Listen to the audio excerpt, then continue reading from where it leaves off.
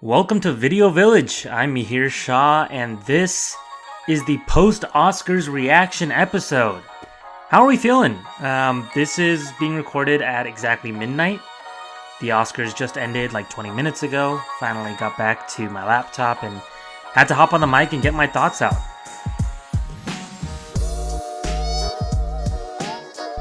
As promised, I said if Everything Everywhere All at Once loses, this is going to be a very, very long rage pod. That is in fact not going to happen because they won Best Picture. No surprises there. The overall ceremony was kind of unsurprising for the most part. A lot of what was talked about the last couple of weeks came to fruition with Michelle Yeoh winning for Best Actress, Brendan Fraser winning for Best Actor, and Everything Everywhere All at Once winning Best Picture, Best Director, Best Screenplay, and Best Film Editing. I'm just going to zoom out a little bit and talk about my overall thoughts on the show, and then get into some categories that I want to kind of dive deeper into and just some reactionary stuff. All right, let's kick it off. The opening monologue was kind of funny. I don't really know what I expected. I was kind of cynical about, I guess, just like laughing at the Oscars because of last year. I guess there's just like a little bit of trauma of like, all right, are we gonna actually have a good time, or should we be on edge a little bit? And overall, I think Jimmy Kimmel delivered. He had some good quips, good moments. He had like one or two bits in the middle of the show that kind of fell flat for me. All the stuff when he was like doing crowd work in the audience with Cocaine Bear following him around, I was just like, this is dragging. Get on with the show. But most of the time during the show, I didn't feel that he was taking up too much space. He had a few one-liners, and then he would just move on to announcing the next person to be on stage. So that all kind of worked for me. I like Jimmy Kimmel as a host. I guess this is his third time doing it. Yeah, I feel like every time he does it, I have a good time for the most part. Oscar speeches. Let's see. I honestly don't think I was that impressed with any of the Oscar speeches.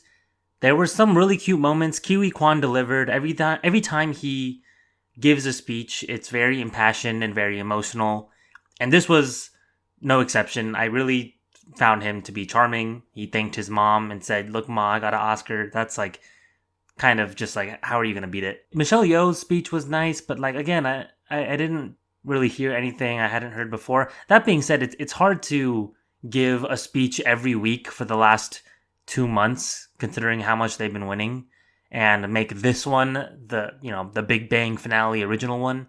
I'm sure they were just like, all right, look, you've heard it all before, folks. My mom's great. I'm going to thank her again. What else do you want me to say? I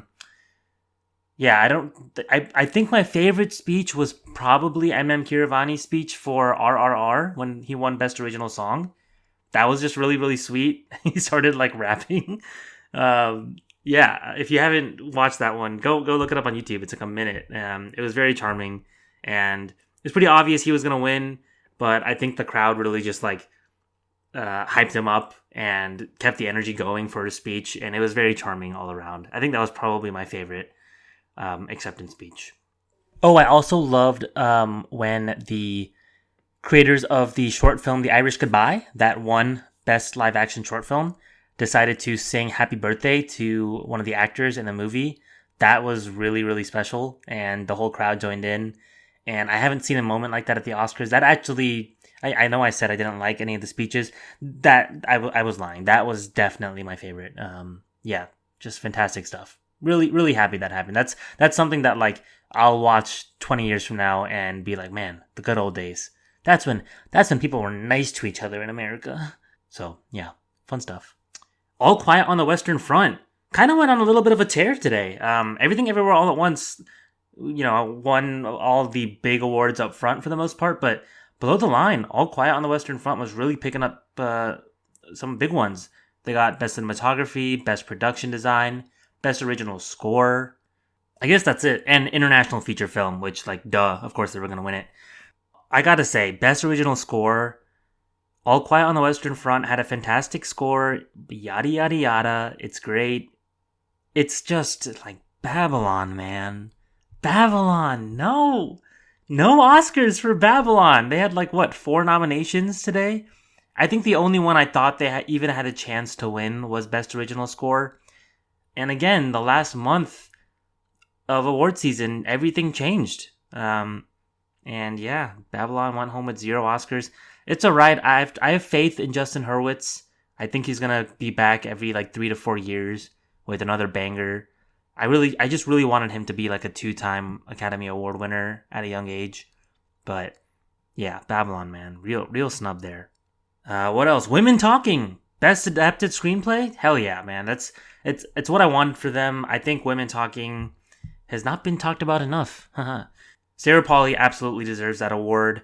I think the adapted screenplay category was weak in general. I talked about that on my last episode. But if anybody was to win that award, I think it made the most sense for her to pick it up. So yeah, happy she walked away with one. On that same note, Top Gun Maverick also picking up 1 Oscar. You know, I'll take it. I didn't expect them to walk away with much. They won Best Sound. Jonathan Majors and Michael B. Jordan walking out on stage. Very charming. They're very handsome. If y'all haven't seen Jonathan Majors' body, go look up shirtless pictures of him, man. Like, no shame, no incognito mode. Do that on your work laptop, man. This guy is chiseled like a Greek god. And I'm just not going to stop talking about him. He was in a movie that premiered a couple months ago called Magazine Dreams. Of course, he's in Ant-Man, and of course, he's in Creed 3. But Magazine Dreams is one of those, like, smaller festival movies that came out where he plays a bodybuilder. And yeah, if you want to see my guy roided out without roids, sheesh. Speaking of hot people, Deepika Padukone, my queen, she came out. She had a great introduction for Naatu Naatu. And yeah, she looked awesome and she was kind of funny. I gotta say though, the Naatu Naatu performance kind of let me down. Not kind of, it really let me down. Beside all of the controversy that I'll get into in a couple seconds, it wasn't that exciting. Like they did the dance move from the movie, you know, the thing where they use their suspenders and like play around with them. That was cool, but like they could have done way more. Like I think Rihanna's production design on her song that she sang was like infinitely more effective, and even that was like fine at best, you know. Like I just think the songs in general, the song performances were just pretty lackluster. Yeah, kind of a letdown. The controversy around the Naatu Naatu performance really is just that there were no performers from South Asia on stage. Every brown person you saw, besides the singer of the song, who is the original singer of the song, is a Hollywood performer. And that felt pretty disingenuous. You know, there was an Instagram post and a TikTok that went pretty viral about this issue. But even if you didn't know that, I think it was really weird that they got 2 brown guys that kind of looked like the main actors of RRR to do the dance. It was like, oh, you know, this white audience isn't even going to tell. They aren't even going to be able to tell that this is not the original cast. And it just felt like weird. Like the original cast was in the audience. I get if they didn't want to do it, but like, then don't impersonate them. But like, no, there's not a single person actually from India on stage. Like, I don't know. It was really odd. Just not good vibes there from the Oscars. I gotta be honest. That was kind of a turnoff all around.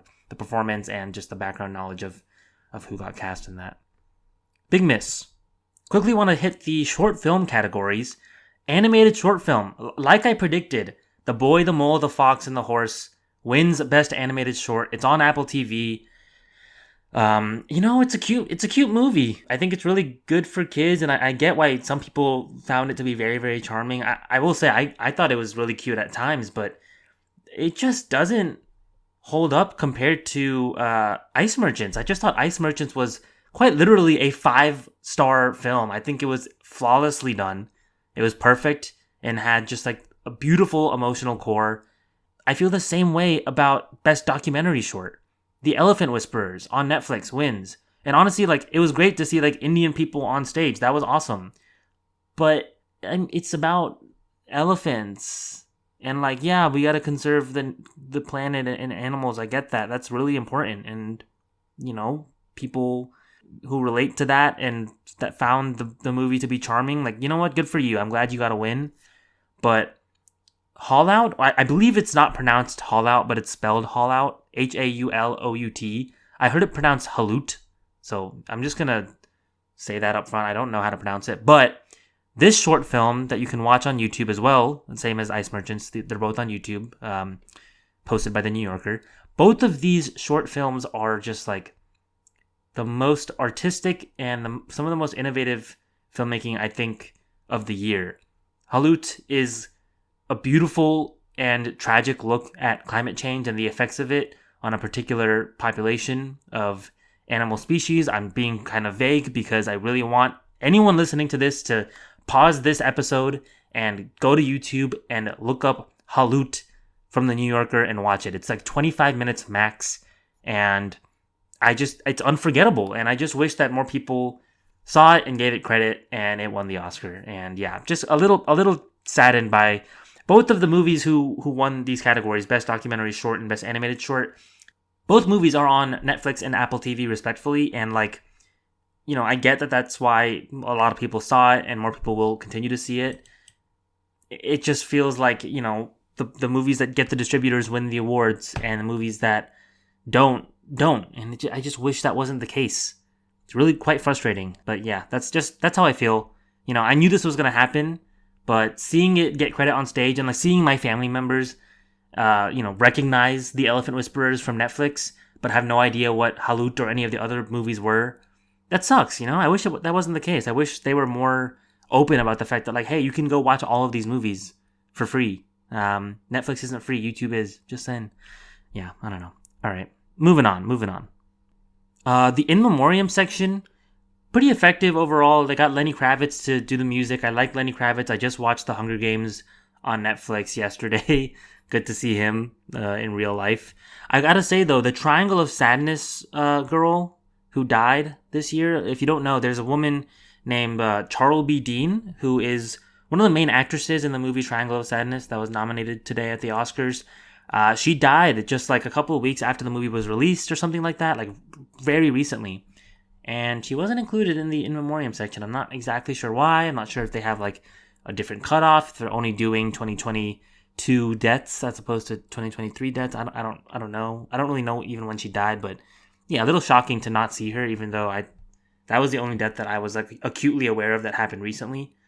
Go watch Triangle of Sadness. It's not my favorite movie of the year, but it deserves an audience. The Whale, the movie that Brendan Fraser won Best Actor for, also won Best Makeup and Hairstyling. Yeah, weird category because 3 out of 5 of these movies are fat suit featuring and no more prominent than in The Whale. And it was I don't know. I don't know how I feel. I have not seen this movie, and so I'm not gonna judge, you know, like how effective the narrative of the story was or like anything like that. I'm sure the makeup team did a fantastic job in the movie and you know, really transformed Brendan Fraser, no doubt. But I mean, the movie is about a severely obese man, and they made Brendan Fraser look severely obese, and I think that's it. Like, I think that's all they did, right? Like, what else? I don't know. It just feels a little strange that we're like celebrating who can make the fattest person. Who's the fattest? Biggest fatty award goes. It's just weird. Like, I don't know. It's a weird category. I don't like it. I almost wish something like Everything Everywhere All at Once just won, so it wasn't so weird to be like, hey. I don't know. Does anybody else get this? I wish there was something in the room to like bounce off of right now, but I just thought that was so odd. Yeah, I don't know, man. Not gonna. All right, I'll just stop talking. Maybe I'm out of pocket here, but yeah, I just thought that was really weird. Best documentary feature. I predicted Navalny winning. It won. I have not seen any of the 5 nominees for documentary feature, but they genuinely all look fantastic. I watched the trailer for the movie All That Breathes today. It's streaming on something, I forgot what, I think HBO. But that movie is about 2 brothers in Delhi, India, who are trying to save a certain type of bird species in Delhi because of the severe air population in that city. And the trailer just looked absolutely beautiful. And I've seen the trailer for All the Beauty and the Bloodshed as well. That was fantastic. So yeah, I think all the documentary feature nominees were fantastic. But yeah, cool to see Navalny win. Navalny is about a guy named Navalny. That's his last name. And he's part of the Russian opposition, and I believe he's in captivity right now. And they got his partner, his wife, to be a part of their winning Oscar speech today, and I thought that was really powerful. Yeah, I'm definitely going to check that movie out as well. I encourage everybody to, and maybe we can have a conversation about that later in the year.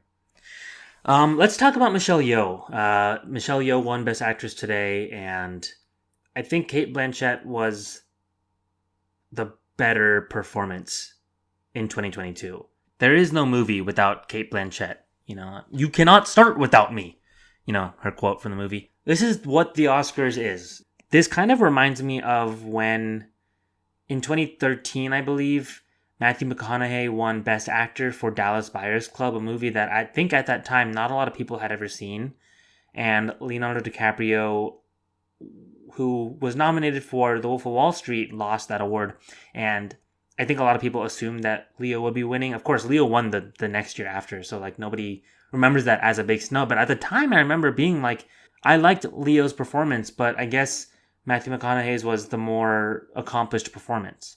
And this year is almost the opposite, right? Where you have Michelle Yeoh as this super uber popular performance that not everybody, but a lot of people really resonated with, young people really resonated with. The Everything Everywhere All at Once hive was super behind. I mean, even Cate Blanchett was campaigning for Michelle Yeoh. There's interviews where Cate Blanchett's yeah, go watch this movie, and Michelle Yeoh's a huge star internationally and really has been a huge presence in the industry for 30 years and deserves an award. And so she's been even hyping up Michelle Yeoh. It's just that now this year especially, it seems like popularity amongst the general public seemed to play a pretty big role in the show. Whereas the last couple of years, that hasn't been true, right? You had Coda and Nomadland that, nobody watched either movie, really.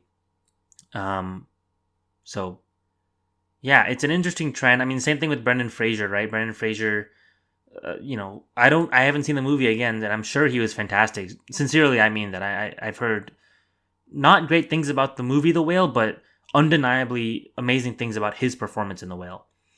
But it is one of those things that when you look at the nominees of Best Actor, I mean, Austin Butler and Brendan Fraser no doubt were the most popular performances of the year, but in terms of the most critically acclaimed and the movies that critics really resonated with, nobody was talking about Elvis and nobody was talking about The Whale. Everybody was talking about The Banshees of Inisherin and Colin Farrell's performance. On that same note, everybody was also talking about Aftersun and Paul Mescal. So I think 10 years ago, there was a real shot at Colin Farrell or Paul Mescal kind of coming in to this awards race as more of a real contender and more people kind of paying attention to the fact that they were there. And this year especially, with people coming back to theaters and people having this newfound relationship with the movies after 3 years of a pandemic, it really felt like popularity played a big role. What that means for the industry going forward and what that means for the Oscars going forward, I don't know, because I don't know if it's a pattern yet. I mean, we'll have to see next year how things play out with whatever movies drop. But if Margot Robbie is winning Best Actress for Barbie next year, then I feel like popularity might be a huge role in the Oscars. I don't know. If you haven't seen Tar, I've only seen that movie once, and I honestly don't even know what I watched. But I know that I was really fascinated by everything I saw. And the most fascinating thing I think I saw from an actor or actress this year, I want to say was Cate Blanchett, or at least top 3 was Cate Blanchett. I hope that people don't discount Michelle Yeoh's performance and Everything Everywhere All at Once, because looking at some of the clips today, it was a stark reminder of how impressive Michelle Yeoh's performance truly was. She was doing a lot in Everything Everywhere All at Once. That really moved me. But Cate Blanchett really did transform into this psycho in Tar, and I think that performance should be memorialized somehow. So yeah, go watch that movie. Let me know what you think. Oh my gosh. What am I doing? What am I doing here? I think it's because this category was the second category, but what are we doing here? Jamie Lee Curtis won Best Supporting Actress. What the fuck? I know, I said it on Friday. Last week, the last episode, I said it. I said Jamie Lee Curtis is probably going to win this award. I even put that on my Oscar ballot for the pool I'm in. I said she was going to win. Yet, I don't think I really understood how strongly I felt about the fact that, like, I haven't seen The Whale, so I don't know how good Hung Chow was in The Whale, but Jamie Lee Curtis's performance in Everything Everywhere All at Once is not what I left the theater remembering. She was good in the movie. No doubt she was good. She's probably the worst person in the movie in terms of acting. Stephanie Hsu was way better. I'll be honest, I think the best performance in that category was from Carrie Condon in The Banshees of Inisherin. I also don't think that this category was strong at all. I don't think there was any real momentum around any of these 5 women. And I think that's how Jamie Lee Curtis in the last 3 weeks was able to kind of easily skirt by Angela Bassett, who was probably the frontrunner, and win this award. This really feels like a legacy, popularity, it's time award. Way more than the Michelle Yeoh win. Michelle Yeoh's win still feels like in the vein of she gave a truly career-defining, yes, but truly like film-defying performance where this movie would not have worked without her. Jamie Lee Curtis could have been played, her character could have been played by anybody. And I truly mean that. I love Jamie Lee Curtis. I'm a Freaky Friday stan. But like, I'm sure by the time you're listening to this podcast, Twitter and TikTok are all over this already. Not great. I think this is the one win that is going to be remembered historically as a mistake. Whether it's people who look back on Angela Bassett's career and is like, remember when she lost Best Supporting Actress to Jamie Lee Curtis in Everything Everywhere All at Once? Or if it's like, I don't know, Carrie Condon or Stephanie Hsu or even Hung Chow. Like, I don't know. I just think that, like, I can't fathom. The only thing that I can maybe kind of like hold on to for hope is that Jamie Lee Curtis understands the fact that her win is kind of cringy and like is very open about it, because it's not her fault she won. I mean, she was campaigning for the movie. She said a lot of good things about Michelle Yeoh. She wasn't necessarily hyping herself up on the campaign trail. I just think people kind of like latched onto her energy and were like, yes, let's celebrate this woman. I hope that Jamie Lee Curtis is able to openly kind of acknowledge the weirdness of this movie celebrating a lot of things and none of those things being a woman like her. So, yeah, I don't know. Really odd. The Nepo baby jokes are going to be strong tomorrow because, yeah, I can't blame the haters either. This is definitely the weirdest thing that happened. I can't believe I waited 25 minutes to fucking talk about this. Sorry. Overall, a pretty good Oscars night. I'm really happy Everything Everywhere All at Once took the trophy home. We'll have to see in like 5 to 10 years how this ages. I'm really hoping it ages well. I think this movie is going to be very big for Gen Z and young people in general. I think we're going to be coming back to this movie over time as something to remember, and that something that captures this very quick post-pandemic world that we're living in and the nihilism of young people that kind of erupted, especially after COVID-19. So I think it's a fascinating thing to study in the future. But yeah, it's been fun to talk about the Oscars the last month and a half. Those of you who have been listening to Video Village for a while, thanks for tuning in. I hope you've enjoyed all the Oscars content. I'm going to try to get away from the Oscars content in the coming months just to keep things fresh for myself, let alone you guys. I know how tiring it is to hear awards show talk, and I've definitely been talking about it for weeks and weeks now. So thanks for indulging me, and I'll see you next week. We're going to be doing 2023 movies. We're going to be talking about all of the exciting releases: Oppenheimer, Barbie, Dune Part 2, the Spider-Verse sequel. We're going to be drafting all of them and more. So that'll be next week, and until then, take care, and I'll see you then.